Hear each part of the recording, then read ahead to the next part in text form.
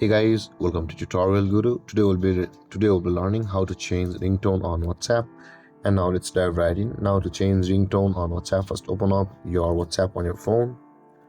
And on this interface at the top right corner of the screen, you can see the three dotted icon available for us. Tap on that three dotted icon, and when this drop down menu appears, you can see the settings option available for us.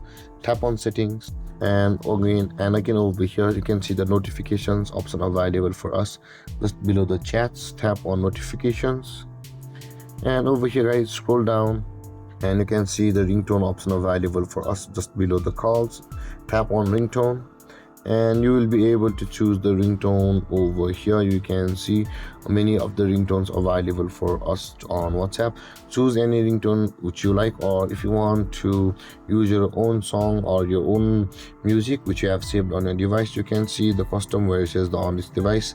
Tap on it and you will be able to choose all of your music available on the device, and just select it and it will be chosen on WhatsApp. And with that being said guys, this is how to change ringtone on WhatsApp. And if you have any confusions or questions regarding the topic, feel free to comment in the comment section below, and don't forget to like, subscribe and hit that bell icon for more videos. Thank you for watching guys. Peace.